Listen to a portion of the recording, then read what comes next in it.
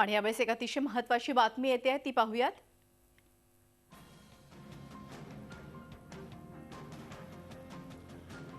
Nashik gel मधल्या 4 अधिकाऱ्यांना निलंबित करण्यात आलेलं आहे। राज्यात तुरुंग महानिरीक्षकांनी ही कारवाई केलेली आहे। झी 24 तासनं या प्रकरणाचा भांडाफोड केला होता।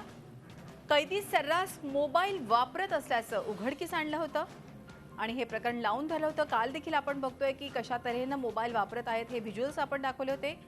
झी 24 तासच्या बातमीनंतरचा हा इम्पॅक्ट आहे। नाशिक जेलमधले 4 अधिकारी आता निलंबित झालेले आहेत।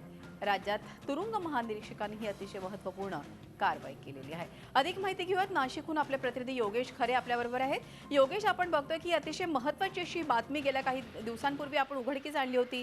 तुम्ही स्वतः या बातमीचा पाठपुरावा करत होता। काल देखील अशाच प्रकारचे काही व्हिज्युअल्स आपण पाहिले होते की तुरुंगातले कैदी कशा तऱ्हेने मोबाईल वापरत होते आणि या प्रकरणात एक मोठं यश की अर्थातच 4 अधिकाऱ्यांचं निलंबन झालंय आणि तुरुंग अधीक्षकांनी याचा अतिशय गंभीरपणे याची दखल घेतली आहे। पहिले तर एकदा अभिनंदन आपल्या या बातमीविषयी, आणि काय आधीचे अपडेट्स आहेत?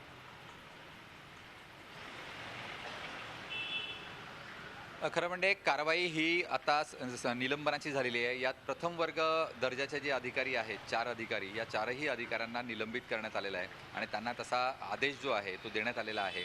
खरं म्हणजे निलंबन करून हा प्रश्न सुटणार आहे का, हा विचार करण्याची सुद्धा या ठिकाणी गरज आहे। निलंबन केलं आहे, एक कठोर शिस्त लागावी या दृष्टिकोनातून केलं आहे, मात्र यामुळे हा प्रश्न सुटणार नाही। तर या ठिकाणी ज्या अव्यवस्था आहेत त्या बाबतीत सुद्धा तातडीनं कारवाई करणं गरजेचं आहे। त्या ठिकाणी तातडीनं त्या सुविधा उपलब्ध करून देणं गरजेचं आहे। 2 तटबंदी ह्या संपूर्ण कारागृहाच्या आजूबाजूला असणं आवश्यक आहे, जेणेकरून बाहेरून काही वस्तू मध्ये येणार नाहीत। त्याचबरोबर जामर जे आहेत ते जामर फक्त काही सिलेक्टेड ठिकाणी आहेत, तर संपूर्ण परिसरामध्ये जामर कसे लागतील याकडे लक्ष देणं गरजेचं आहे।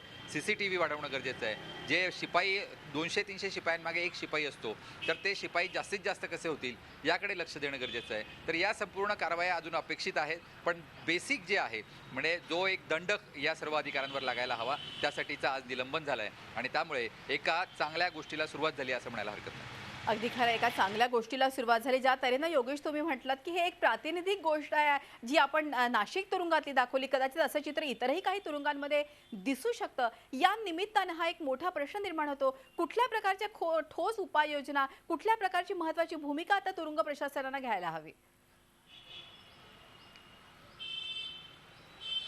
खरं म्हणजे जेलमध्ये जे काही कैदी मोठ्या प्रमाणात वाढत आहेत त्यासाठी नवीन जेल उभारण्यात आल्या प्रत्येक विभागामध्ये। जसं मध्य विभागामध्ये लातूरला जेल उभारण्यात आली, मुंबई विभागामध्ये तळोजाला जेल उभारण्यात आली, ज्याची कॅपॅसिटी 5-5 हजार कैद्यांची आहे। मात्र त्या ठिकाणी शिस्त म्हणजे त्याच ठिकाणी बंद्यांना शिक्षा लागून सुद्धा त्या ठिकाणी काम करण्यासाठीचे कारखाने त्यांच्यासाठी नाही आहेत। आपल्याला आपण बघतो की न्यायालय शिक्षा देतं की त्यांना काम करावं लागेल, त्या ठिकाणी जाऊन मेहनत करावी लागेल, मात्र ती मेहनत फक्त केवळ कागदावर होते, कारण की त्या ठिकाणी कारखानेच नाही आहेत। त्या ठिकाणी त्यांना जे काम दिलं पाहिजे, त्यांना गुंतवून ज्या ठिकाणी ठेवलं पाहिजे आणि त्यांच्या मनातला जो सगळा गुन्हेगारी पावित्र्य असतो तो सगळा नष्ट केला पाहिजे, मात्र त्यासाठीचे काम या ठिकाणी होताना दिसत नाही आणि त्यामुळे सगळा लोड जो होतो तो मध्य विभागाचा म्हणजे नाशिकवर येतो आणि मुंबईचे कैदी, मराठवाड्यातले सर्व कैदी हे नाशिकच्या जेलमध्ये येतात आणि त्यामुळे हे सगळ्या मोठ्या समस्या निर्माण होत आहेत। त्यामुळे केवळ अधिकाऱ्यांचं कर्मचाऱ्यांचं निलंबन न करता शासनाने या सर्व गोष्टींचा गांभीर्याने विचार करण्याची गरज आहे। अगदी खरं, अतिशय महत्त्वपूर्ण माहिती आणि महत्त्वपूर्ण विचार तुम्ही मांडले।